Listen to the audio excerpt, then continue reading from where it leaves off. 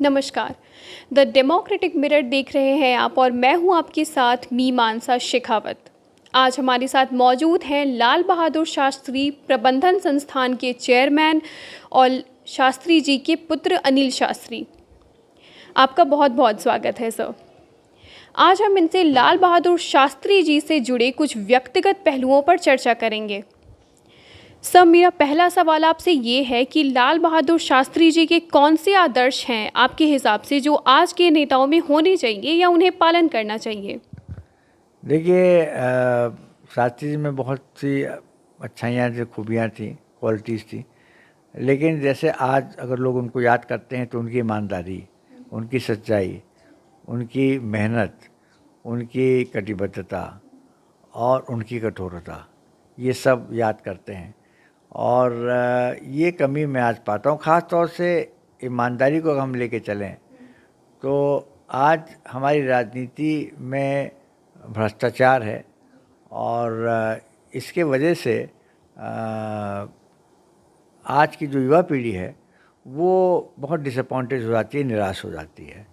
तो एक तो ये बात मैं समझता हूँ कि शास्त्री जी की जो ये एक बहुत बड़ी उनमें क्वालिटी थी, उसको आज के राजनेताओं को आधार बनाकर कि अपनी राजनीति करनी चाहिए। शास्त्री जी का जो फर्मनेस था, उनकी जो जिसको कहना चाहिए कठोरता थी, वो भी हमें देखने को मिली जबकि पाकिस्तान ने हम पे हमला किया और हमने उसका जवाब दिया। शास्त्री जी बहुत स्वाभिमानी थे। आज के राजनेता हमारे इतने स्वाभिमानी नहीं होते। और तब अमेरिका ने गेहूं देने से मना किया, ये कह के कि आप पाकिस्तान से लड़ाई अगर बंद नहीं करेंगे तो गेहूं नहीं देंगे आपको। उस समय गेहूं आयात होता था अमेरिका से। तो उन्होंने देशवासियों को, उनके आत्मसम्मान को धक्का लगा। उन्होंने देशवासियों का आह्वान किया कि हम हफ्ते में एक समय भोजन नहीं करेंगे, लेकिन हम अमेरिका के आगे खाने के लिए हाथ नहीं फैलाएंगे। और लोगों सारे देश ने जो है उपवास किया सोमवार की शाम को। तो ये सब बातें हैं जो कि मुझे आज याद आती हैं शास्त्री जी की। जो कमी हमें देखने को मिलती है आज की राजनीति में। जहाँ तक व्यक्तिगत कुछ 2-3 संस्मरण हैं, एक आज मैं बताना चाहता हूँ। उससे पता चलता है उनकी महानता के बारे में। और वो तब जबकि वो एक बार प्रधानमंत्री जब बने तो उन्होंने मुझे बुलाया। उन्होंने कहा कि बेटे अनिल, मैंने देखा है कि जब आप बड़ों के पैर छूते हैं तो आपके हाथ जो हैं पैर तक नहीं जाते, केवल घुटनों तक जाते हैं। मैं 15-16 वर्ष का था, मैं कहाँ मानने वाला। मैंने कहा नहीं, ऐसी बात नहीं है, आपने मेरे भाइयों में देखी होगी कमी, मैं तो ठीक से छूता हूँ पैर। उन्होंने कहा अच्छा एक मिनट खड़े हो जाओ।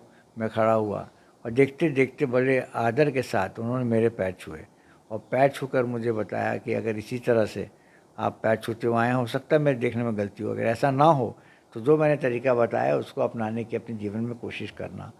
और इतना कहा कि मैं फूट फूट के रोने लगा। उन्होंने कहा मैंने तो कुछ कहा नहीं, ना डांटा, ना फटकारा, ना कब तमाचा लगाया। मैंने कहा आप तमाचा लगा लेते शायद मैं ना रोता, लेकिन आपने जो मुझे इतनी बड़ी सज़ा दी और जो तरीका बताया, मैं अपने जीवन में हमेशा उसको निभाऊंगा। तो ये किस तरह से उन्होंने अपने पुत्र को खुद पैर छू के बताया कैसे बड़ों को प्रणाम किया जाता है। इसी तरह से जहाँ हम बैठे हैं लाल बहादुर शास्त्री स्मारक, यहीं हम रहा करते थे। यहाँ पे भी एक बार मैं जब वो प्रधानमंत्री बने तो मैं 16 वर्ष का था या शायद 15 वर्ष का था। और मैंने लेकिन चुपचाप कार चलाना सीख लिया था।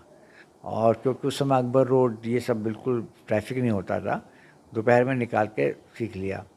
और जब मैं प्राइम मिनिस्टर बने शास्त्री जी, तो मैंने उनके निजी सचिव से कहा, कैलाश नारायण उनका नाम था, मैंने कहा कैलाश बाबू मुझे लाइसेंस चाहिए। उनकी गाड़ी चलानी आती है? मैंने कहा हाँ आती है मुझे। और उसके बाद लाइसेंस 1-1.5 घंटे में आ गया। मैं बहुत खुश हुआ। मैंने सोचा कि मैं शाम को अपने पिता को दिखाऊंगा, शायद वो भी बड़े प्रसन्न होंगे। तो रात में करीब 9:30-10 बजे शास्त्री जी आए तो मैंने उनसे कहा कि आपको मैं चीज़ दिखाना चाहता हूँ। मैंने वो लाइसेंस दिखाया। मैंने कि लाइसेंस मेरे पास ड्राइविंग लाइसेंस है। तो उन्होंने कहा ड्राइविंग लाइसेंस आपको कैसे मिल गया? आप तो 18 के हैं नहीं, आप तो केवल 16 वर्ष के हैं। तो मैंने कहा मैं प्रधानमंत्री का बेटा हूँ। तो उन्होंने कहा कि इसी बात का मुझे कष्ट है। उन्होंने कहा कि देश के एक कानून का उल्लंघन प्रधानमंत्री निवास के प्रांगण में प्रधानमंत्री के बेटे द्वारा किया गया है। और इस उल्लंघन की सज़ा किसको मिले? आपको मिले कि मुझे मिले?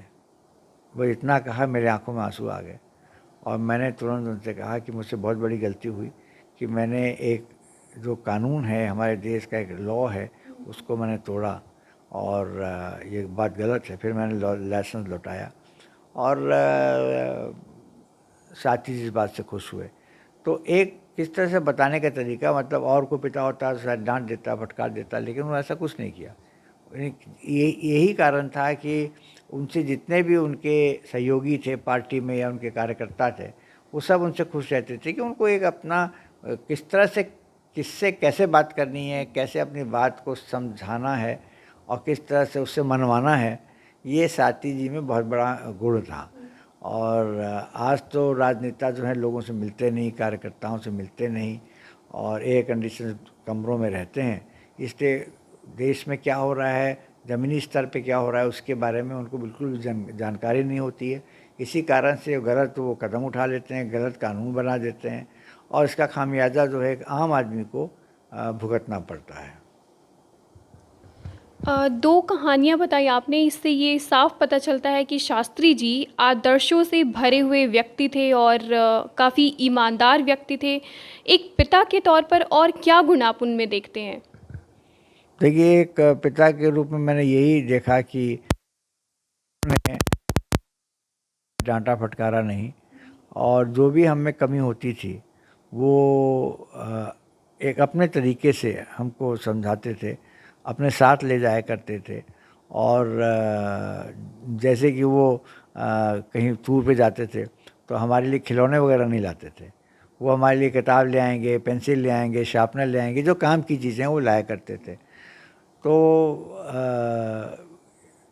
खिलौने भी लाते थे, लेकिन ऐसे खिलौने जो कि जिससे कि आदमी कुछ सीख सके, इस तरह के खिलौने वो लाया करते थे। तो में कई ऐसे गुण थे। फिर जैसा मैंने कहा कि वो सब काम अपने आप करते थे। मैंने एक बार एक नौकर को डांटा कि उसने मेरे जूतों को पॉलिश नहीं किया। उन्होंने कहा, आप अब नौकर को मत डांटिएगा, कल से मैं आपके जूतों को पॉलिश कर दूंगा। तो एक किस तरह से उन्होंने अपनी बात बताई। तो ये सब गुण थे। सहनशीलता, उनमें सहन करने की बहुत बड़ी शक्ति थी। और वो कहा करते थे, अपने भाषणों में भी, हम दोस्त भी कहा करते थे कि धैर्य बहुत सी कठिनाइयों पर विजय पाता है। अगर किसी भी व्यक्ति में धैर्य है तो कठिन से कठिन परिस्थितियों से भी वो गुजर सकता है बिना किसी दिक्कत के। और ये चीज़ मैंने देखी कि साथी जी के मतलब मेरे पिता थे, लेकिन उनमें इतना धैर्य था कि बच्चों की गलती पर भी वो नाराज़ नहीं होते थे और बड़े धैर्य के साथ उनको अपनी बात समझाते थे और मनवा लेते थे। परिवार और राजनीति को कैसे अलग रखते थे वो? परिवार और राजनीति तो बिल्कुल अलग थी। उन्होंने कभी भी अपने किसी भी बच्चे को राजनीति में प्रवेश नहीं होने, मैं तो खैर छोटा ही था, लेकिन मेरे बड़े भाई तो वो तो बड़े थे, लेकिन उनको भी कभी उनके निधन के बाद वो आए राजनीति में, लेकिन उन्होंने नहीं दिया। वो राजनीति से परिवार को दूर रखते थे। लेकिन एक चीज़ है कि राजनीति में इतने व्यस्त होने के बावजूद वो थोड़ा बहुत समय जो है निकाल लेते थे परिवार के लिए। और जो भी वो टाइम, वक्त हमारे साथ गुजारते थे, जिसको कहा जाता है कि क्वालिटी टाइम, वो हमारे साथ बिताते थे। क्वालिटी जो अगर उन्होंने आधा घंटा हमारे साथ बिताया तो उस आधे घंटे में कुछ सीख होती थी। हमारे को गपशप नहीं होती थी, सीख होती थी उसमें कुछ। वो हमें अपनी बातों से सिखा देते थे कि जैसे कर्म की बात करते थे, कहते थे मैं तो कर्म को जो है, उनके पास गीता रहती थी तो कहते थे कि मेरे लिए तो कर्म ही ईश्वर है और मैं कर्म की पूजा करता हूँ। तो ये सब चीज़ें जो हैं ये हम उनसे सीखते थे। बहुत बहुत धन्यवाद सर आपका। तो आप देख रहे थे लाल बहादुर शास्त्री के पुत्र अनिल शास्त्री के साथ हमारी चर्चा। उन्होंने बताया कि लाल बहादुर शास्त्री एक धैर्यवान, ईमानदार और एक कार्यशील नेता थे। अपने पुत्रों को भी उन्होंने आदर्शों पर चलना सिखाया। अगर ये वीडियो आपको पसंद आया हो तो लाइक, सब्सक्राइब और शेयर ज़रूर करें और अपनी राय हमें कमेंट सेक्शन में बताना ना भूलें। धन्यवाद।